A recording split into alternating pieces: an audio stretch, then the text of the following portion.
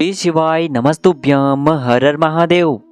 देखिए आज का जो यह वीडियो है बहुत ही ज़्यादा खास होने वाला है। देखिए कार्तिक मास का अभी पवित्र महीना चल रहा है और कल दिनांक 19 नवंबर को रविवार के दिन कार्तिक मास के शुक्ल पक्ष की सूर्य षष्ठी यानी कि छठ पूजा का बहुत ही पवित्र दिन है। देखिए दोस्तों कल बहुत ही शुभ योग का निर्माण हो रहा है। कल द्वि पुष्कर योग का निर्माण हो रहा है, साथ ही साथ कल धनिष्ठा नक्षत्र भी है। तो इस दिन आपको बहुत ही सुंदर से उपाय करना है। देखिए दोस्तों आज के इस पूरे वीडियो में हम आपको 3 बहुत ही चमत्कारी उपाय बताने वाले हैं। इनमें से जो पहला उपाय है वह मात्र 41 चने की दाल से आपको करना होगा। दूसरा जो उपाय है आपको सूर्य देव को अर्घ्य देना होगा। देखिए रविवार का दिन भगवान सूर्य को समर्पित होता है, इसीलिए आपको अर्घ्य का उपाय भी अवश्य करना चाहिए। और तीसरा जो उपाय है मात्र आपको 1 बूंद घी से करना होगा, जो कि आपके सोए हुए भाग्य को चमकाने का कार्य करेगा। तो इस प्रकार से आज की इस वीडियो में हम 3 बहुत ही सुंदर से उपायों के बारे में जानेंगे। ये तीनों ही उपाय पूज्य गुरुदेव पंडित प्रदीप जी मिश्रा की कथा को सुन करके और समझ करके ही आपको समझाने का पूरा प्रयास करेंगे। लेकिन उससे पहले वीडियो को लाइक करें, चैनल को सब्सक्राइब करें और कमेंट में श्री शिवाय नमस्तुभ्यम या फिर ओम नमः शिवाय जरूर लिखें। देखिए दोस्तों सबसे पहले हम जान लेते हैं पहले विशेष उपाय के बारे में। देखिए इस उपाय को करने के लिए आपको एक स्टील का पात्र लेना है। आप स्टील की कटोरी ले सकते हैं। उसमें आपको या तो शुद्ध जल लेना है या फिर आपको थोड़ा सा उसमें कच्चा दूध डालना है। अब इसी के साथ में आपको 41 चने की दाल यानी कि 41 चने की दाल आपको लेनी है। देखिए आप 7 चने की दाल भी ले सकते हैं। तो जो आपके पास सबसे पहले तो चने की दाल है उसे आपको स्टील की कटोरी के अंदर डाल देनी है। अब इसी के साथ में आपको लेना होगा एक तांबे के पात्र के अंदर शुद्ध जल अपने घर से। अब दोस्तों ये दोनों सामग्री लेकर के आपको सीधे पहुंच जाना होगा भगवान शिव के मंदिर में। देखिए आपको एक एक चने की दाल शिवलिंग पर अर्पित करते जाना है। जैसे ही आप एक एक चने की दाल समर्पित करेंगे वैसे ही आपको सुरेश्वर महादेव का मन में स्मरण करते जाना है। देखिए यदि आपके जीवन में अंधकार हैं, आपके घर में बहुत अधिक अंधकार हैं, आपके घर में बहुत ज़्यादा लड़ाई झगड़े होते हैं, आपके घर में यदि कोई भी व्यक्ति ऐसा है जो बहुत अधिक आलस करता है, काम करने की उसकी इच्छा ही नहीं होती है, देखिए जीवन में ऊर्जा होना बहुत ही अधिक आवश्यक है और जीवन में किसी भी कार्य के प्रति समर्पण बहुत ही अधिक आवश्यक होता है। देखिए यदि आपके घर में ऐसे बच्चे हैं जो आपसे अच्छे से बात नहीं करते हैं, जीवन में बहुत अधिक उदासी हैं, कब क्या हो रहा है कुछ समझ में नहीं आ पा रहा है, तो ऐसे व्यक्तियों को या फिर उनके परिवार वालों को यह उपाय अवश्य करना चाहिए। देखिए माताएं भी यह उपाय अपने बच्चों के लिए कर सकती हैं। तो आप यदि 7 चने की दाल लेकर के आए हैं तो उन्हें एक एक करके सुरेश्वर महादेव का स्मरण करते हुए समर्पित कर देनी है, या फिर 41 चने की दाल आपको एक एक करके समर्पित कर देनी है। चने की दाल जो है खंडित नहीं होनी चाहिए। अब दोस्तों आपके पास जो तांबे के पात्र के अंदर शुद्ध जल है उसे आपको भगवान शिव के शिवलिंग पर धीरे धीरे समर्पित कर देना है। बस इतना सा उपाय करना है। आपके घर की जो भी परेशानियां हैं उसे दूर करने के लिए आपको महादेव से प्रार्थना करनी है। देखिए यह उपाय आप जीवन में जो भी परेशानियां हैं उन्हें दूर करने के लिए कर सकते हैं, साथ ही साथ धन से जुड़ी समस्याओं को दूर करने के लिए भी कर सकते हैं। अब दोस्तों हम जान लेते हैं दूसरे विशेष उपाय के बारे में। देखिए कल है रविवार का दिन, तो आपको सूर्य देव को ये 3 चीजें डाल करके अर्घ्य देना होगा। देखिए कार्तिक मास का रविवार है और जो भी सूर्य देव को ये 3 चीजें डाल करके अर्घ्य दे देता है उसका जो भाग्य है वह चमक उठता है, उसकी जो सोई हुई किस्मत है वह चमक जाती है।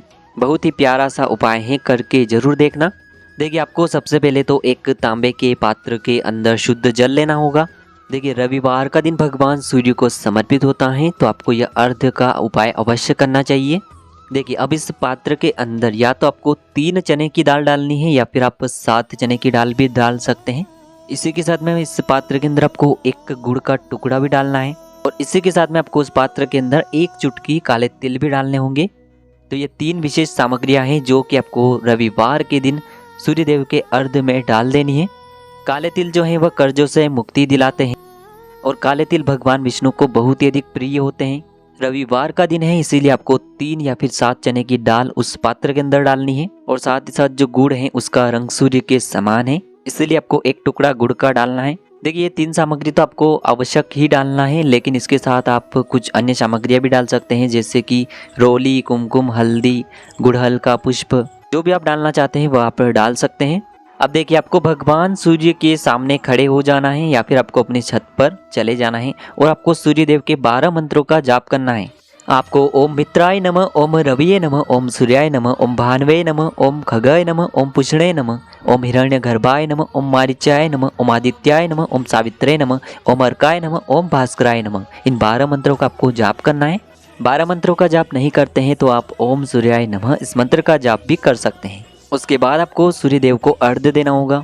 देखिए अर्घ्य का जो लोटा है वो मस्तक से ऊंचा रहना चाहिए। 3 बार में आपको यह अर्घ्य देना होगा, यानी कि आपको थोड़ा सा जल अर्घ्य के रूप में देना है, फिर थोड़ा रुकना है, फिर थोड़ा सा अर्घ्य देना है, फिर रुकना है। तीसरी बार में आपको पूरा जो जल है अर्घ्य के रूप में सूर्य देव को दे देना है। अर्घ्य देने के बाद आपको सूर्य देव को प्रणाम करना है। जीवन में तेज की वृद्धि हो, आपके जीवन में जो भी रोग हैं वह सभी दूर हो जाएं।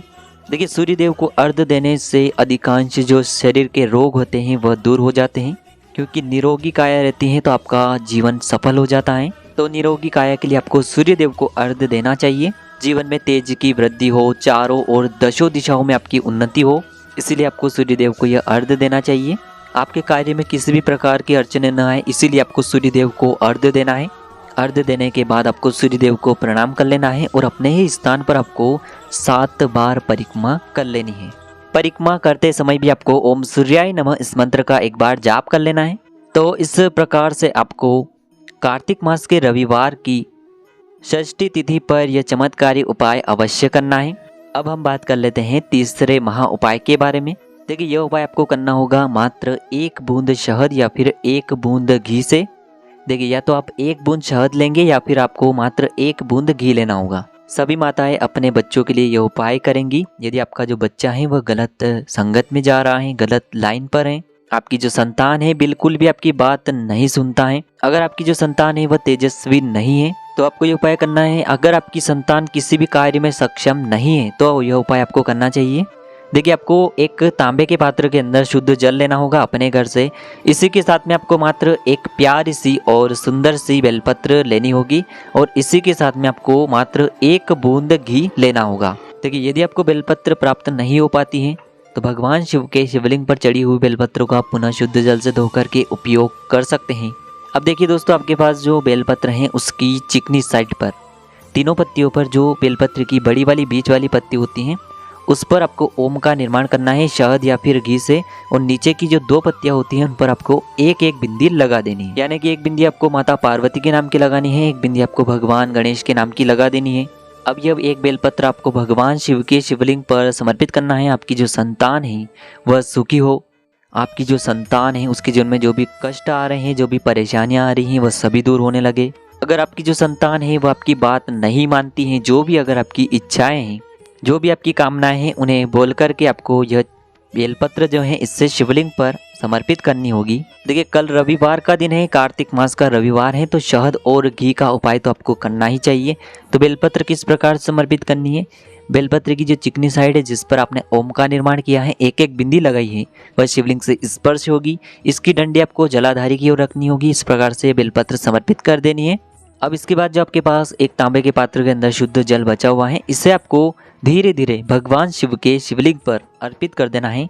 श्री शिवाय नमस्तुभ्यम या फिर ओम नमः शिवाय इस मंत्र का जाप करते हुए इस प्रकार से आपको यह उपाय करना है। दोस्तों कार्तिक मास का पवित्र रविवार है, तो इस दिन आपको यह उपाय करने से बिल्कुल भी नहीं चूकना है। यदि उपाय से जुड़ा किसी भी प्रकार का सवाल है तो कमेंट में पूछ सकते हैं। उपाय को करते समय आप किसी भी प्रकार की गलतियां न करें। श्री शिवाय नमस्तुभ्यम। हर हर महादेव।